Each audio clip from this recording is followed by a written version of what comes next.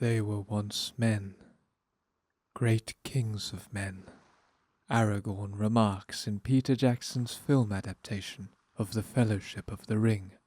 Strider turned from the window, his eyes ancient with memory and knowledge too dark for simple folk. A long time ago, they were men, he replied softly, studying Frodo's face for a moment before looking back toward the source of the shrieking. Not ordinary men, but great rulers of their time. The same sequence but from Ian Chesterfield's novelization, itself adapted from Jackson's film. These two lines describe the origin of the Nazgul and is a perfect illustration of how the mediums of film and prose shape narrative tone and emotional impact in distinct ways. In the film, Aragorn's line, "They were once men," is delivered with stark concision. It stands alone, a simple, unadorned sentence that gains weight from context and the actor's performance. The novelization, in contrast, leans into elaboration before Aragorn even speaks. The prose sets a tone of sorrow and ancient burden. The narrative voice invites the reader to pause, to absorb Aragorn's emotional state. Prose has the luxury of time. It can provide internal glimpses, historical hints, and emotional shading.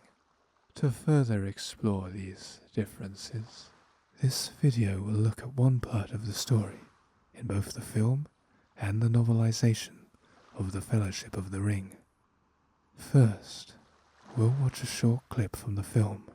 Then, we'll read the matching chapter from the novelization. Since films move quickly and can show a lot in just a few minutes, while novels often take pages to describe the same events, we'll break the novelization chapters into short passages. After each passage, we'll stop to talk about what works well in the novel, what might be stronger in the film, and how each version tells the story in its own way. We'll go back and forth like this until we've worked through the whole chapter. At the end, we'll wrap everything up by thinking about what each medium does best, where they might struggle, and how comparing them helps us understand the story in a new way. By the time we're finished, we'll have a much clearer idea of how storytelling changes when it moves from screen to page, and why that matters. Let's begin.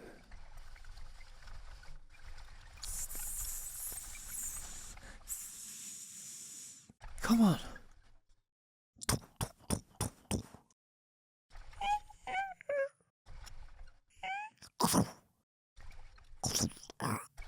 What do you want?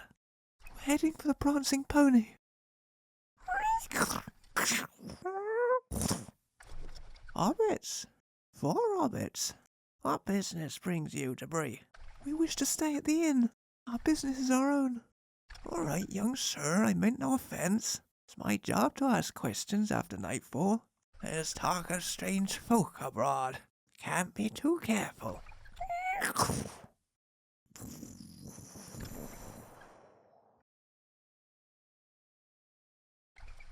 Get out of the way. Out of the way. Which way are you going?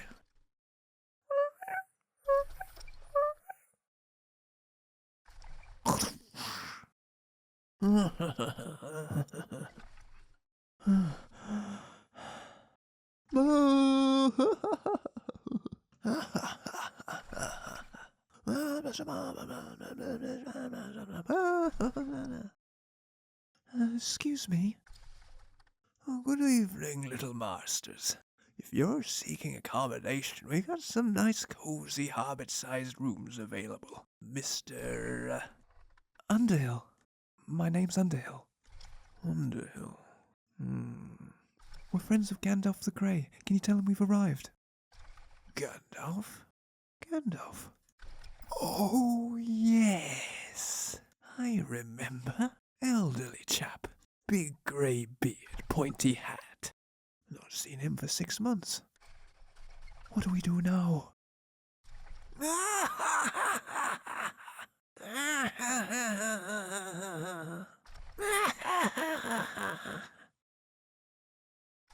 Sam. He'll be here. He'll come. Get out of my way. What's that? This, my friend, is a pint. It comes in pints. Oh, I'm getting one. You've had a whole half already. That fellow's done nothing but stare at you since we've arrived. Excuse me, that man in the corner, who is he? He's one of them rangers. They're dangerous folk, they are, wandering the wilds. What his right name is I never heard, but round here he's known as Strider. Strider.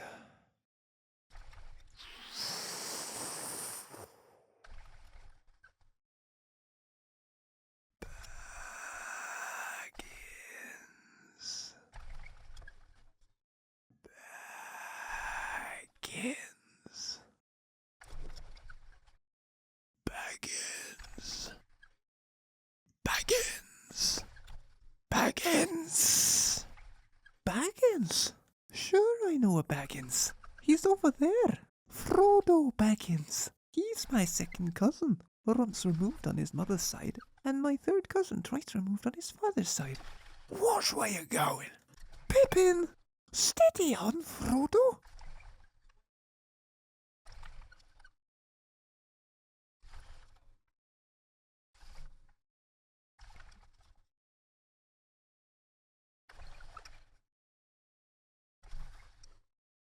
Oh!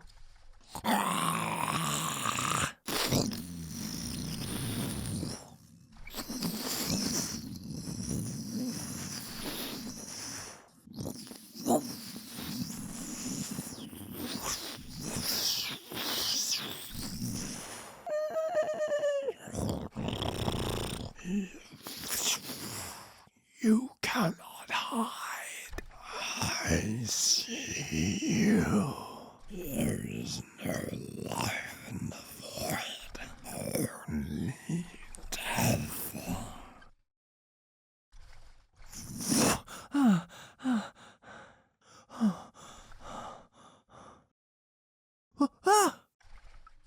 You draw far too much attention to yourself, Mr. Underhill.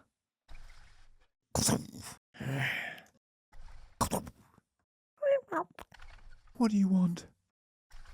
A little more caution from you, that is no trinket you carry. I carry nothing. Indeed. I can avoid being seen if I wish, but to disappear entirely, that is a rare gift. Who are you? Are you frightened? Yes. Not nearly frightened enough. I know what hunts you. Sing! Back off, or I'll have you, Longshanks. You have a stout heart, little hobbit. But that will not save you. You can no longer wait for the wizard, Frodo. They're coming.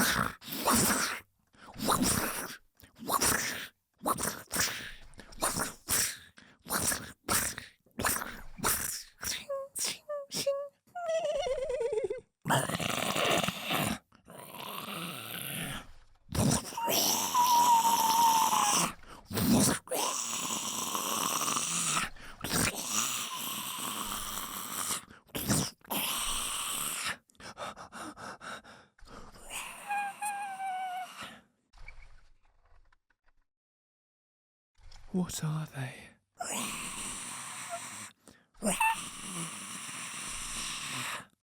They were once men, great kings of men. Then Sauron the Deceiver gave to them 9 rings of power, Blinded by their greed, they took them without question, one by one, falling into darkness. Now they are slaves to his will. They are the Nazgul, ring wraiths, neither living nor dead. At all times they feel the presence of the ring, drawn to the power of the One. They will never stop hunting you. Next, we'll read the first passage from the chapter of the novelization, and then compare and analyze the differences. Hours of difficult travel later, the lights of Bree appeared through the curtain of relentless rain.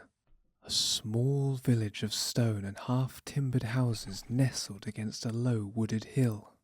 The settlement was encircled by a thick protective hedge, with a great wooden gate barring the western entrance.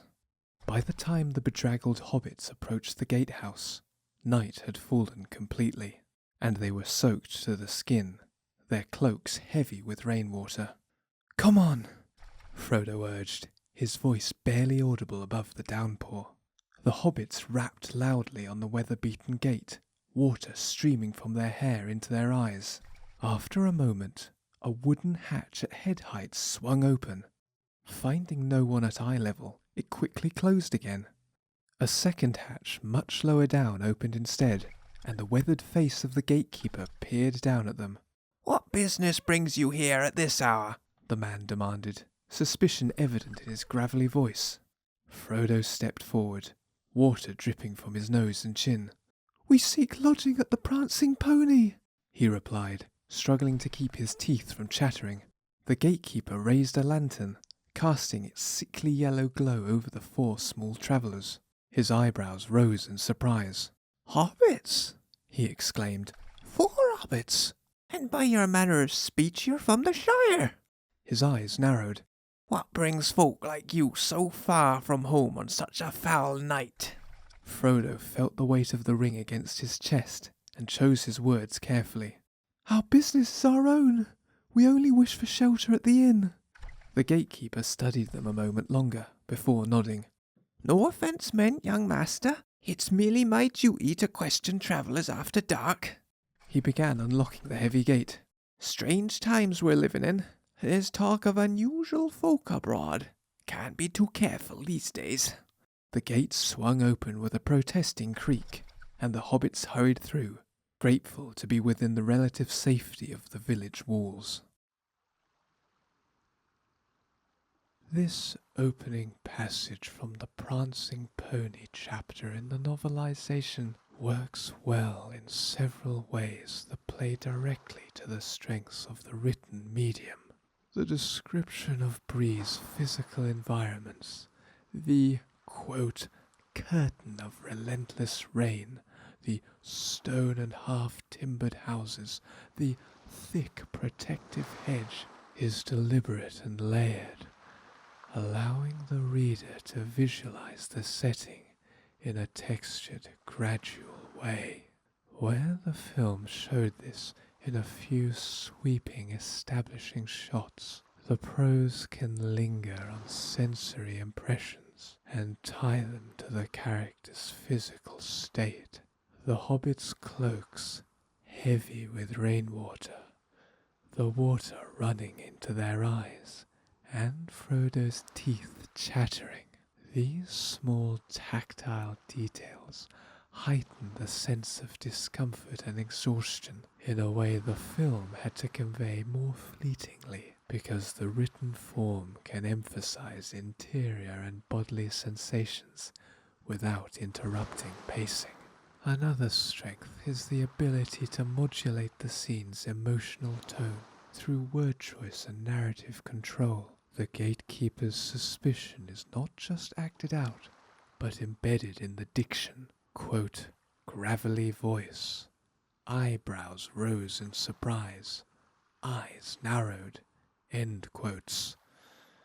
The narration also has the freedom to momentarily pivot into Frodo's inner world, with the brief but significant note that, quote, Frodo felt the weight of the ring against his chest and chose his words carefully, End quote. This internal cue enriches the moment with a subtext that the film could only imply indirectly. That said, the same expansiveness that gives the prose richness can also be a weakness. In the visual medium, the rain, the darkness, and the hesitant gatekeeper were communicated in seconds. But here, the accumulation of physical description risks slowing the forward momentum. The scene takes its time moving from arrival to entry, which can build atmosphere, but might also feel overly drawn out for a reader eager to reach the next plot beat. Let's continue. As they passed, the gatekeeper continued to eye them with undisguised curiosity. The narrow streets of Bree were largely deserted, save for a few hurried figures seeking shelter from the downpour. The village's human inhabitants, the tall folk as hobbits called them, seemed unnervingly large to the weary travellers. Framed against the night, their silhouettes loomed like giants. Light glowed dimly from behind thick curtains in the houses above, but offered little warmth to the soaked and shivering hobbits below. There it is, Mary said with obvious relief, pointing ahead to a large wooden sign swinging in the wind. The painted image of a rearing white pony shone like a beacon of hope. The Prancing Pony Inn. The hobbits quickened their pace, drawn by the promise of warmth and dry clothes. Inside, the reception area of the inn was mercifully warm after the bone-chilling rain. They pushed back their hoods, their faces flushed from the sudden change in temperature. The establishment was clearly built for the taller folk of Bree. The bar counter rose to chest height on the hobbits, making them feel like children in a world designed for adults. Frodo approached the counter, trying to catch the innkeeper's attention.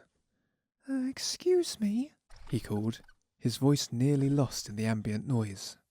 The innkeeper, a round-bellied man with a florid face, turned around, his gaze passing over the heads of the hobbits, before dropping down in surprise. "Well now, good evening, little masters," he said with genuine warmth in his voice. "If it's accommodation you're seeking, we got some nice, cosy, hobbit-sized rooms available, Mr. Frodo hesitated, Gandalf's warning about concealing his identity suddenly vivid in his mind. "Underhill," he replied, the false name feeling foreign on his tongue. "My name's Underhill." "Underhill, the innkeeper repeated, a slight frown creasing his brow. "We're friends of Gandalf the Grey," Frodo added quickly. "Could you tell him we've arrived?" The innkeeper's frown deepened. "Gandalf? Gandalf?"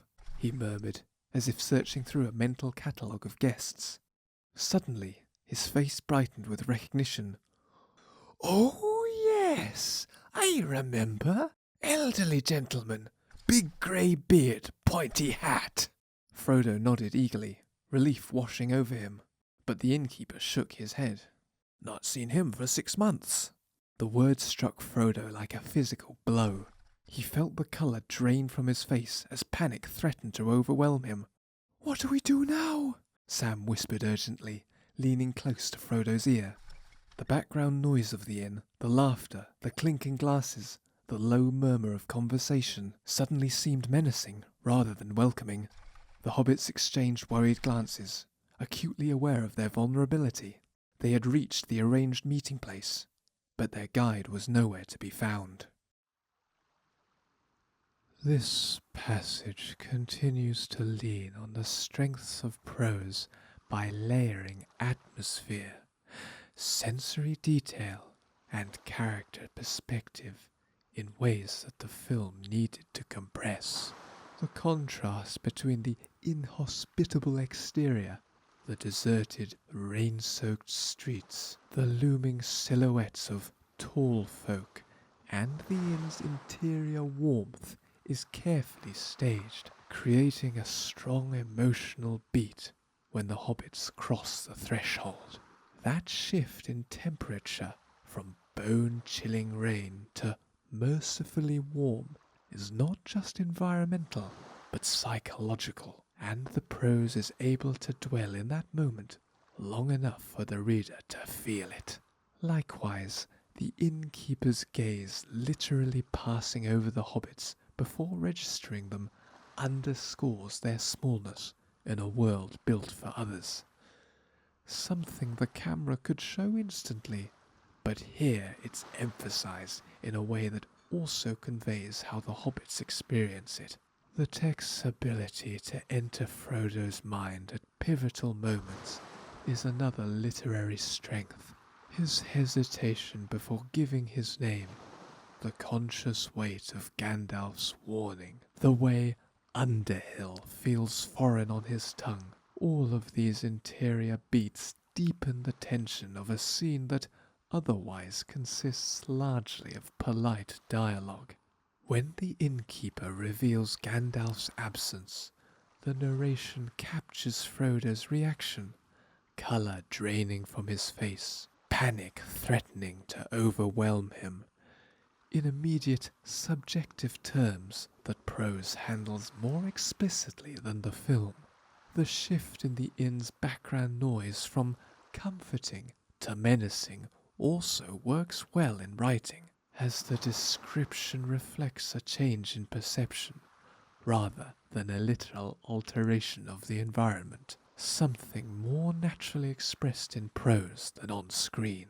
On the other hand, the scene's pacing flirts with the same potential weaknesses as before. In the written form, the descriptive framing can edge towards overextension. For instance, describing the painted inn sign as a beacon of hope is effective for mood, but paired with multiple other mood markers, silhouettes like giants, warmth after the cold, the childlike perspective at the bar, it risks becoming a little too overtly signposted, telling the reader what to feel rather than allowing space to infer it. Let's continue. Despite their anxiety, the warm atmosphere of the inn's common room offered some comfort. A blazing log fire cast dancing shadows across the smoke-filled space, which was crowded with the big folk of Bree. Frodo, Sam and Pippin claimed a small table in a quiet corner, nursing modest tankards of ale and picking at a light supper. They tried to remain inconspicuous, though Sam couldn't help himself from casting nervous glances around the room every few seconds.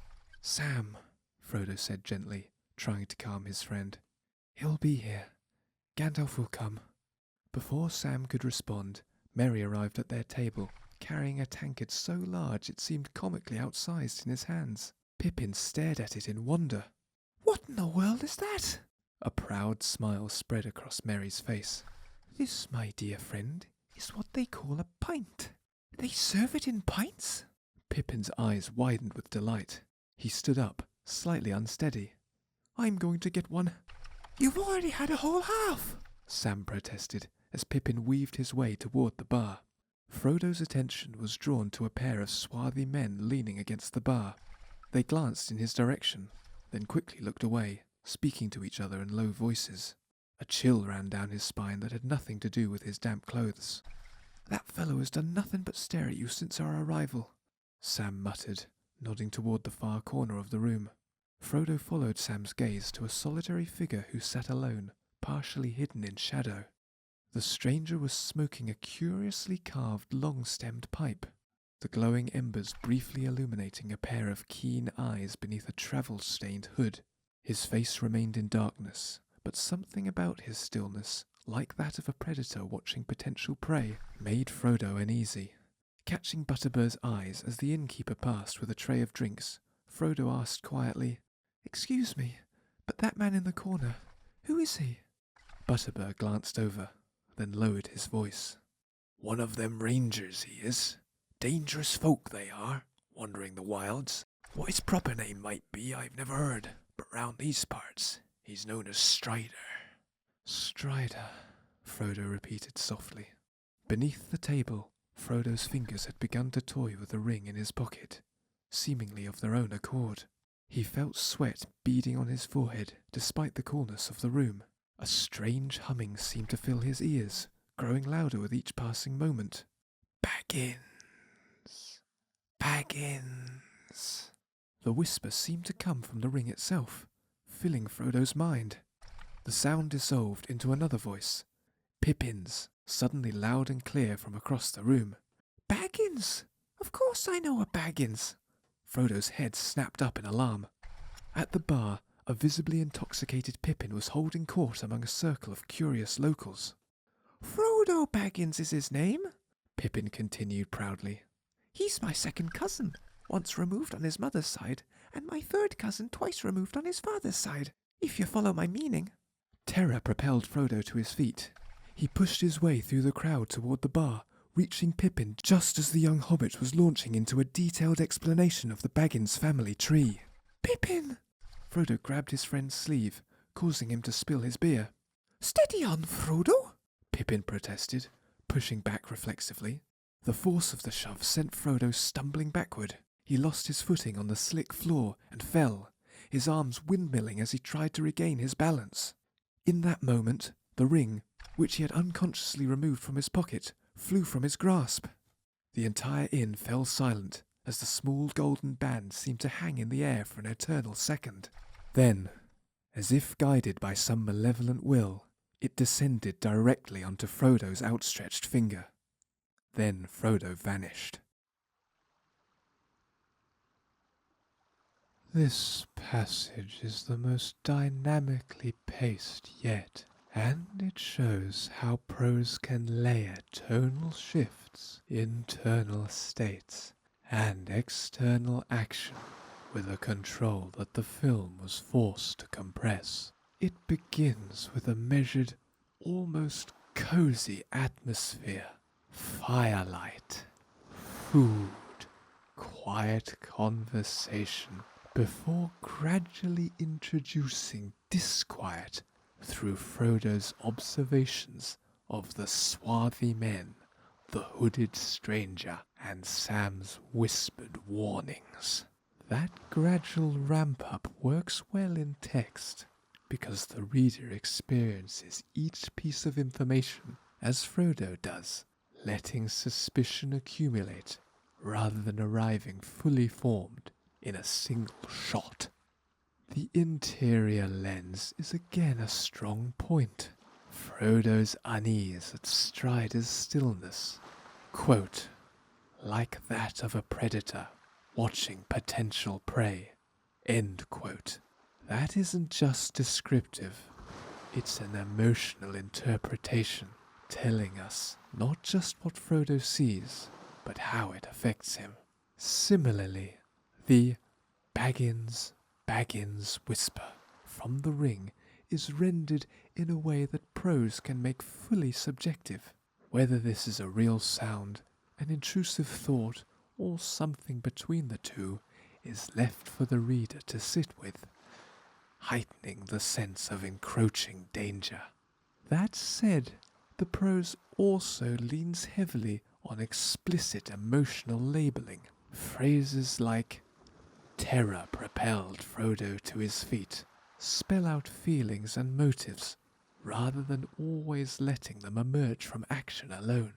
In the film, Elijah Wood's acting was able to convey all this implicitly. In writing, overuse of these cues risks reducing tension by over-explaining it. There's also a touch of tonal swing from light comedy, Merry's pint, Pippin's drunken cheer, to supernatural menace that, while handled competently, could feel abrupt to some readers, especially if they prefer a steadier tonal gradient. Let's continue. A collective gasp rippled through the crowd, followed by utter silence. Miles away, across the rain-swept countryside, the Black Riders jerked upright in their saddles as one, sensing the ring's power flaring like a beacon in the night. They wheeled their mounts toward Bree, moving with renewed purpose and terrible speed. In the prancing pony, Sam's face drained of colour. Pippin stood frozen, suddenly and painfully sober as he realized what he had done. In the corner, the hooded stranger rose to his feet, his hand moving to the hilt of his sword. Around them, the stunned silence erupted into excited babble. But for Frodo, the world had changed. He found himself in a twilight realm where the crowded inn appeared as if through a clouded lens. The patrons moved in slow motion, their voices distorted and distant. He alone moved in real time against this dreamlike background. Suddenly, pain lanced through his head as visions assaulted him. A great eye, cat-like and wreathed in flames, staring directly at him with malevolent awareness. "There is no life in the void," a terrible voice intoned, seeming to emanate from the eye itself. "Only cold, only death." Terror unlike anything Frodo had ever known coursed through him. He scrambled beneath a nearby table, desperately clawing at the ring to remove it from his finger. As it slipped free, the twilight world vanished, and reality crashed back around him.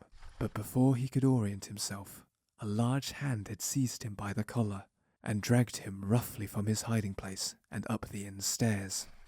Frodo found himself being propelled down a corridor, then shoved forcefully into a wall. The hooded stranger from the corner loomed over him, his face still in shadow. "You draw far too much attention to yourself, Mr. Underhill," the man said, his voice low and dangerous. The stranger pushed Frodo into what appeared to be the Hobbit's rented room. He pulled back his hood, revealing a weathered but handsome face framed by long dark hair. His eyes were grey and keen, taking in every detail of Frodo's appearance. "What do you want?" Frodo demanded, trying to keep the fear from his voice. The man moved about the room, methodically extinguishing each candle, until only the faint glow from the corridor illuminated his stern features. "A little more caution from you would be wise," he said. "That is no trinket you carry." "I carry nothing," Frodo insisted. A humorless smile played at the corners of the stranger's mouth. "Indeed. I can usually avoid being seen if I wish, but to disappear entirely." He fixed Frodo with a penetrating stare. "That is a rare gift." "Who are you?" Frodo asked, his back pressed against the wall. "Are you frightened?" the man countered. Frodo saw no point in lying. "Yes." "Not nearly frightened enough," the stranger replied grimly. "I know what hunts you." A noise in the corridor made Frodo jump. The stranger drew his sword with lightning speed, turning toward the door as it burst open. Sam, Merry, and Pippin tumbled into the room, armed with whatever makeshift weapons they had been able to grab. Sam had his fists raised, Merry brandished a heavy candlestick, and Pippin held a chair above his head. "Let him go," Sam growled, "or I'll have you, Longshanks." The stranger sheathed his sword, and a slight smile softened his stern features. "You have a stout heart, little hobbit," he said to Sam, "but that alone won't save you." He turned back to Frodo, his expression grave once more. "You can no longer wait for the wizard, Frodo. They're coming." This passage takes the intimacy and slow burn tension of the earlier scenes and shifts it decisively into urgency and confrontation, showing how prose can fluidly alternate between large-scale omniscient sweeps and tight subjective immediacy. We open with a cinematic crosscut. The collective gasp in the inn is paired with the Black Riders miles away, reacting as one to the flare of the ring. In the film, this was an instant visual match cut. In prose, the author has more leeway to control pacing by embedding the rider's reaction in the same paragraph, letting the reader register the cause and effect without leaving Frodo's larger narrative for too long. This moment capitalizes on the written form's ability to telescope perspective from a small, crowded room to the far reaches of the countryside in a heartbeat without visual or tonal whiplash.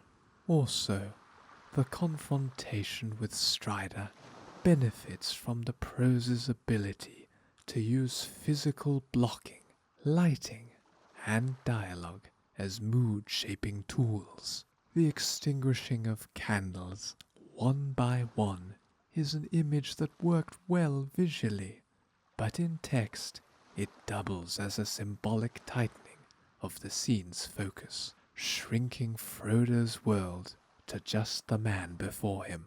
The dialogue is taut and purposeful, but in prose it also gains weight from the physical descriptions.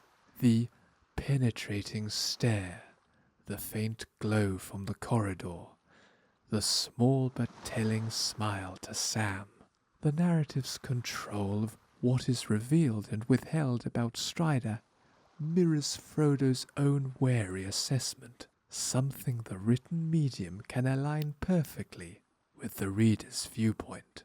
If there's a weakness here, it's that some of the menace is spelled out, rather than allowed to linger ambiguously. Strider's line, quote, "That is no trinket you carry," end quote, and his follow-up, quote, "Not nearly frightened enough," end quote, are potent, but because the prose doesn't lean on subtext alone, they risk tipping from unsettling into overt foreshadowing. In the film, Viggo Mortensen's acting and the lingering close-ups let those implications breathe, but in text the dialogue is more declarative, which can lessen the reader's opportunity to piece things together. Let's continue. The night in Bree had grown unnaturally still. The gatekeeper emerged from his small lodgings clutching a swinging lantern that cast long dancing shadows across the mud-splattered ground. A sense of foreboding gripped him, an inexplicable dread that had settled in his bones since sunset. He approached the heavy wooden gate with tentative steps, each creak of his leather boots seeming unnaturally loud in the silence. The hairs on the back of his neck stood on end as he reached for the small iron-rimmed peephole built into the weathered oak. "Who goes there at this hour?" he called, his voice betraying his unease as he peered through the small opening. The answer came not in words, but in a deafening crash as the gate exploded inward, striking him with such force that consciousness fled instantly. The splintered wood flew in all directions as 4 riders on midnight black steeds thundered through the ruined entrance, their dark robes billowing like mourning flags in a storm. The streets of Bree emptied before them, doors slamming shut and windows being hastily barred as the riders passed. Their presence chilled the very air, and those who glimpsed them through shuttered windows felt a primal terror clutch at their hearts. These were not ordinary travellers. They moved with singular purpose, like harbingers of doom sweeping through the defenceless village. The Prancing Pony Inn stood at the heart of Bree, normally a haven of warmth and merriment, even at this late hour. But tonight an oppressive silence had fallen over the establishment, broken only by the sudden violent crash of the main door being thrown open. The 4 cloaked figures streamed into the common room, their movements fluid and predatory, gleaming swords already drawn.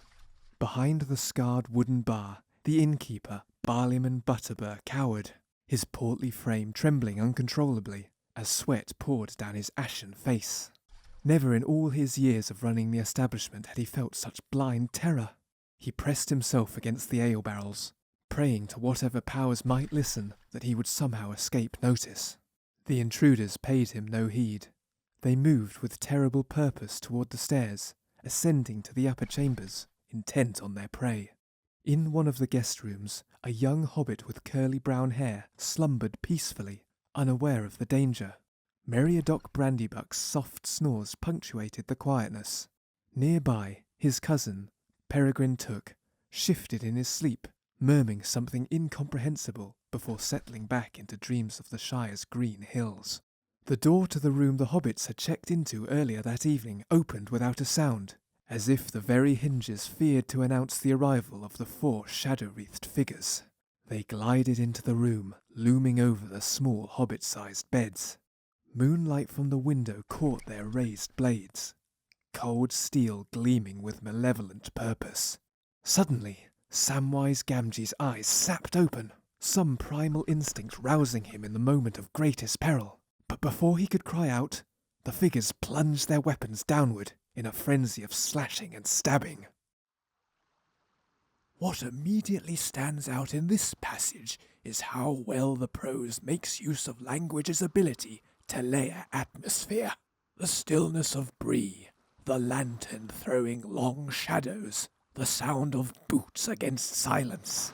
These details build a mood that the film could render visually and orally, yes, but prose allows for a more interior experience. Words like, quote, foreboding, dread, and primal terror don't just describe events, they guide the reader's emotional orientation toward them, steering interpretation in a way that cinema leaves to performance, editing, and cinematography. A novelization can directly articulate the sensations the characters feel, something the film could only suggest. This gives the text a certain density. The gatekeeper's unease, Butterbird's terror, the villager's panic, all converge through language to create not just images, but moods as experienced from within. At the same time, the prose shows some of the limitations of adaptation into text.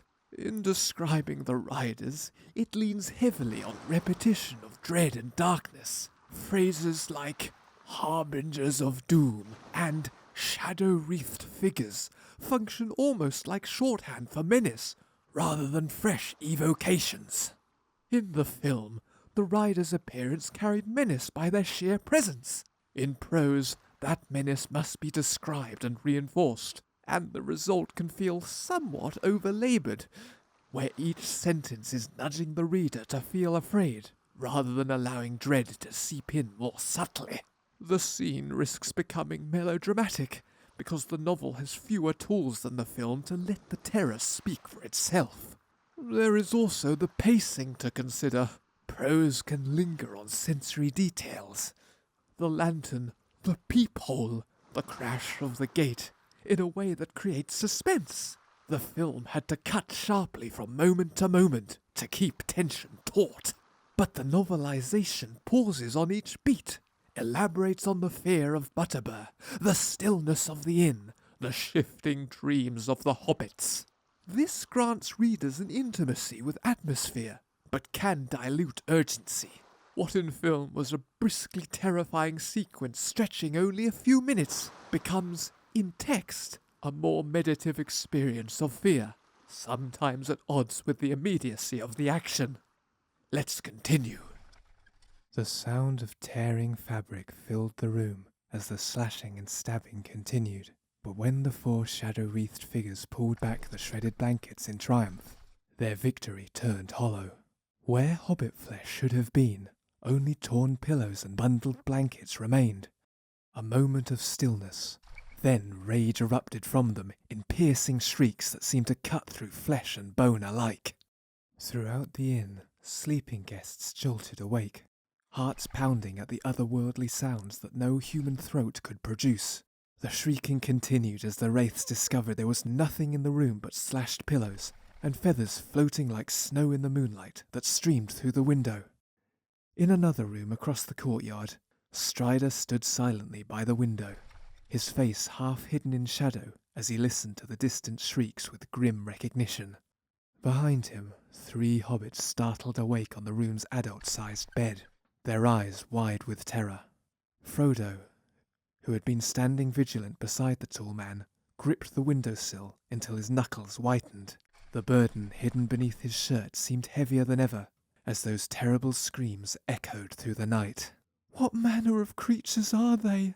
Frodo asked, his voice barely more than a whisper. Strider turned from the window, his eyes ancient with memory and knowledge too dark for simple folk. "A long time ago, they were men," he replied softly, studying Frodo's face for a moment before looking back toward the source of the shrieking. "Not ordinary men, but great rulers of their time." The ranger's voice dropped lower, taking on the cadence of someone recounting a terrible cautionary tale. "Sauron came to them bearing gifts, 9 rings of immense power. Their desire for strength and dominion blinded them. They accepted them without question, without understanding the true cast. The fire in the grate had burned low, its dying embers casting Strider's weathered face in an orange glow, as he watched the dark figures remount their horses in the street below and gallop away in fury. One by one, they surrendered to darkness, he continued, turning back to face the four hobbits. Now they exist as neither living nor dead. They are the Nazgul, servants bound eternally to Sauron's will. His gaze settled on the small bulge beneath Frodo's shirt where the ring lay hidden. They sense its presence always, drawn to its power like moths to flame. As long as you bear it, they will never cease their hunt. The words hung in the air, heavy with foreboding. None of the hobbits spoke, each lost in their own fears, as the implications of Strider's warning took root in their minds. This final passage shows even more clearly how prose and film diverge in what they can emphasize and how they convey meaning. The passage benefits from one of prose's greatest strengths. It has the room to pause and explain. The scream of the wraiths, the feathers drifting in moonlight, and the subsequent transition to Strider's whispered history lesson was, on screen, rendered through images, sound, and a quick exchange of dialogue. In text, however, the moment can slow down. It can shift seamlessly from external events to inner states, from the immediacy of terror to the mythic background that underpins it. That elasticity of pace is one of prose's chief advantages. The reader can be immersed in atmosphere one moment, and then receive lore, backstory, or thematic weight the next, without any sense of interruption. Strider's recounting of the Nazgul's origins has a natural home here, because prose doesn't need to cut away to another scene, or rely on flashbacks. At the same time, this is where the weakness of the medium shows itself. In the film, the riders shrieking and the visual of feathers filling the air was viscerally overwhelming, and the audience was swept up by the sensory intensity. The book version, however, must tell you what is frightening, and although it can be effective, with phrases like, quote, piercing shrieks that seem to cut through flesh and bone, end quote, are still abstractions compared to the physical assault of sound design in cinema. That said, the prose can also convey subtleties of thought and presence that the film obscured. Frodo's knuckles whitening on the windowsill, his sense of the ring's burden growing heavier, Strider's eyes ancient with memory. These are interior cues that can only be hinted at through acting on screen, but in writing they are named, so the reader enters directly into the character's perception. The tone of Strider's voice is even described as though it carries the weight of a cautionary tale, something that might not have been explicitly legible in Viggo Mortensen's performance. In summary, this chapter from the novelization shows the prose at its most versatile, moving from global stakes to subjective fear, blending sensory detail with supernatural imagery, and using physical space and lighting cues to shape character interactions. The cliffhanger ending with Strider's grim warning closes the scene with the kind of narrative propulsion that keeps prose moving while deepening character dynamics and sharpening the sense of looming danger. Thank you for watching this comparative analysis. Next time, we'll be comparing the scene where Strider leads the hobbits into the wild with the corresponding chapter in the novelization and analyzing the differences. Take care, and if you're listening to this, please send help.